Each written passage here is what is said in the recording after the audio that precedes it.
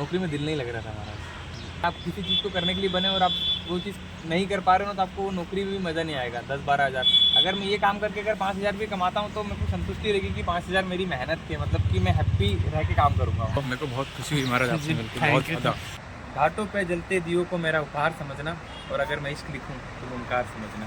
नर्मदे हर।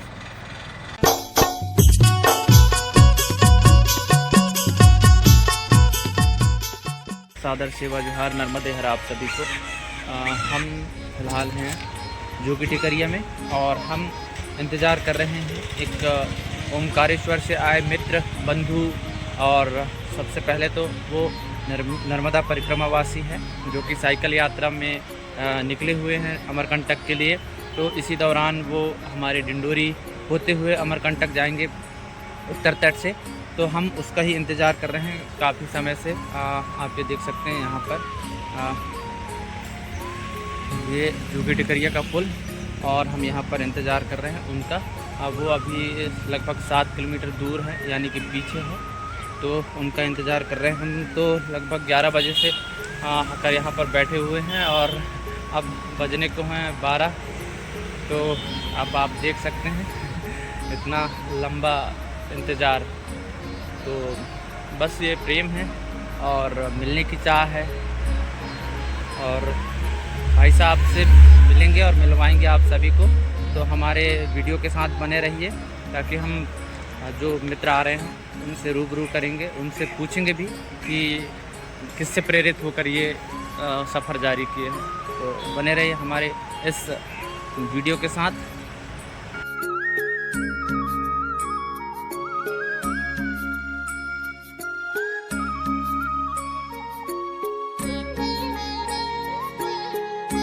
अब लोग आने वाले हैं तो हम बस उसी के इंतज़ार में यहाँ पे। स्वागत है आप लोगों का नर्मदे हर। और आखिरकार पहुँच गए। हाँ नर्मदा जी है।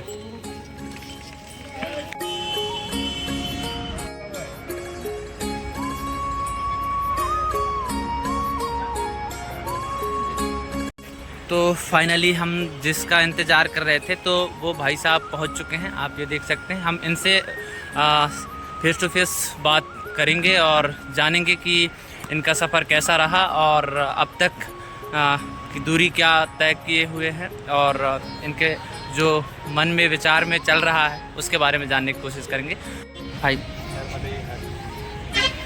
तो आप कहाँ से आए भैया?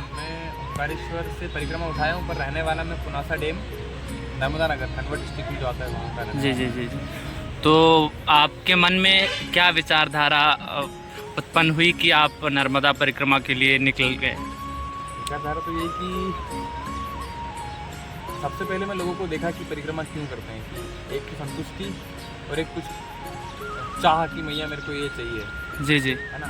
और मैया देती भी उनको वो चीज़ें जो करते हैं जैसे कि कोई मनोकामना करता है ये करता है। बट आज के टाइम पे अगर आपको कोई चीज़ चाहिए ना उसके लिए आपको हार्डवर्क करना ज़रूरी है। अगर मैं इस यात्रा के लिए निकला तो मेरे माइंड में ये था कि एज अ वीडियोग्राफर निकलते हैं कि आप जो भी जर्नी कर रहे हो या चल रहे हो ना जी उसको आप कैप्चर कर पाते हो, लोगों को दिखाते हो। आज के टाइम पे लोग यही देखना चाहते हैं कि इसने कैसे किया। हार्डवर्क चाहता है हर कोई करना बट कर नहीं पाता किसी चीज़ के चलते। मैं भी जब निकल रहा था तो नौकरी या सपने क्या करना है तो मैंने लगा कि एक बार सपनों के पीछे भागते हैं। नौकरी हो सकता है अपने सपने ही नौकरी पूरी कर दे। हाँ ये भी हो सकता है। मतलब आप नौकरी को अभी नौकरी से छुट्टी लेके क्योंकि नौकरी में दिल नहीं लग रहा था हमारा।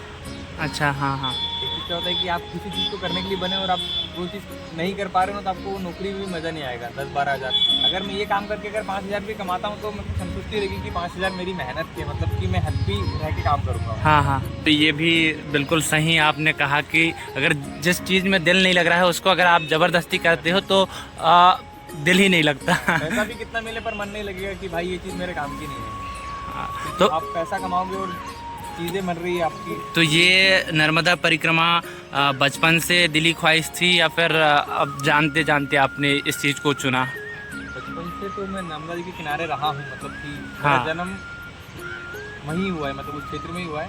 जहाँ पे नर्मदा जी है, इंदिरा सागर पावर स्टेशन बना हुआ है जी वहाँ पे पहले पिताजी ने 10 साल नौकरी करी परमानेंट, और अभी मैं 4 साल से कर रहा हूँ। जी जी तो मन में बहुत सारे विचार, ड्रीम्स को फॉलो करना है, एज ए ट्रैवलर निकलना है।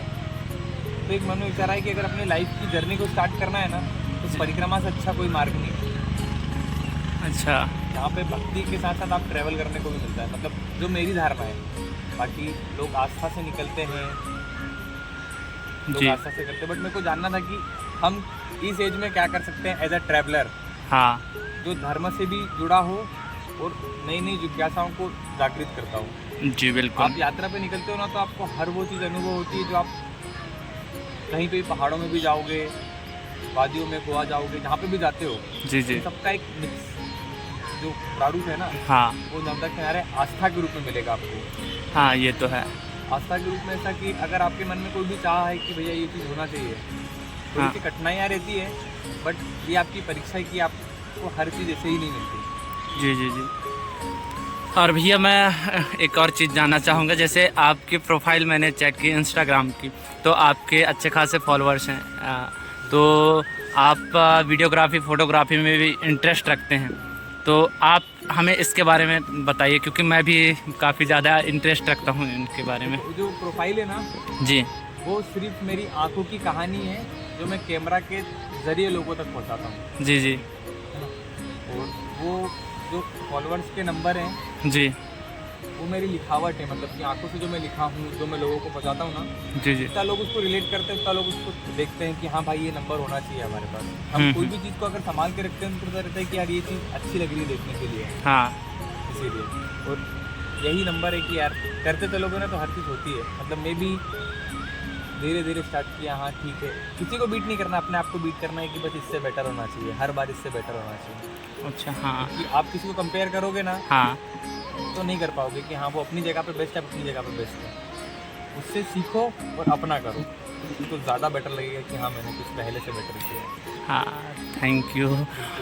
तो और आपको रास्ते में किन किन बाधाओं का सामना करना पड़ा, या फिर आपका सफ़र अभी कहना चाहिए जहाँ से आप निकले थे और डिंडोरी तक का सफ़र आपका कैसा रहा? मतलब जब मैं ओमकारेश्वर में हाँ, गया था, तो हाँ। मेरा फर्स्ट टाइम एक्सपीरियंस था कि पहाड़ चढ़ना है। मतलब कि कहते हैं सुल्पानी वाली झाड़ी और एक 52 गजा वाला जो रूट है वहाँ पे गिर गर्दन घाट, हाँ हाँ हाँ हाँ सेम वही था कि गिर गर्दन घाट चढ़ रहे हो, बिल्कुल बाइक पूरा पसीना लथपथ। हम लोग उस दिन 40 किलोमीटर चले, है ना। जी जी जो बंदा ड्यूटी जाते टाइम 3-3, 4-4 किलोमीटर साइकिल चलाता था, हालत में था। हम लोग 100 किलोमीटर से ऊपर साइकिल चलाए हैं यहाँ पर। सुबह चलते थे, शाम को थक जाते थे, सुबह अगली मॉर्निंग में फ्रेश हुए और निकल गए। इस बीच में छोटी मोटी चीज़ें हुई, जैसे कि साइकिल पंचर हो गई, तो अगर वो चीज़ पंचर हुई तो कहीं ना कहीं पे पहुँचे थे। अनुभव जी रहे हैं महाराज, अनुभव बता नहीं पाएंगे, बट कुछ ऐसी चीज़ें जो लोग इस धार को माँ कहते हैं, और जी। उस चीज़ को फील किया कि रहने खाने सोने और घर की कोई चिंता नहीं, बस माँ के साथ धारा में बहते चलो। तो अगर आप निरंतर बहोगे तो सफलता आपको ज़रूर मिलेगी। जी जी जी है ना। जी अगर मैं इश्क लिखूँ तुम ओमकार समझना, मेरे प्यार को तुम नर्मदा की बहती धार समझना, मैं गोमुख घाट से तुम्हें देखूँ, तुम संगम पे मिलती से जलधार समझना, घाटों पे जलते दियों को मेरा उपहार समझना, और अगर मैं इश्क लिखूँ तुम ओमकार समझना, नर्मदे हर।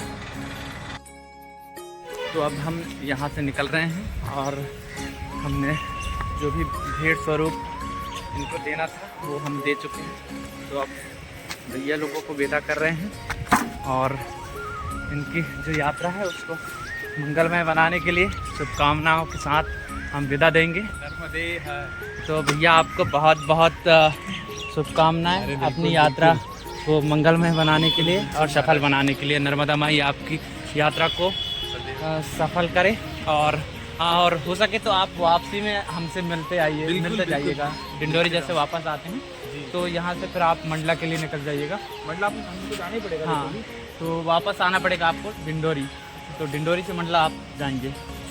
हाँ अरे वाह, तो मेरे को बहुत खुशी हुई महाराज आपसे मिलकर, थैंक बहुत यू। ज़्यादा। और आप कुछ संदेश अगर देना चाहते हैं तो अंत में।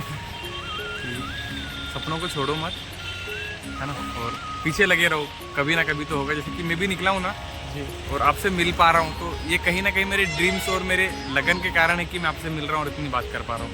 क्योंकि इस राह पे बहुत से लोग निकले हैं हमारे, बहुत से लोग निकले हैं, बिल्कुल बिल्कुल। बट जो कला की पूजा हो रही है ना, मतलब आप मेरे से मिलने आए तो व्यवहार और कला की पूजा, मतलब अगर आपके पास कला है ना तो आपको हर लोग एक रिस्पेक्टली देंगे कि भाई इसके पास ये कला है, जी जी है ना। और कला देख के सीखने से लोग आदर करते हैं और कला में इम्प्रूवमेंट आती है हमारा। तो ये भाई साहब हैं ओमकारेश्वर के गांव से हैं, ये नर्मदा यात्रा के लिए निकले हुए हैं। अभी कितने दिन हो गए?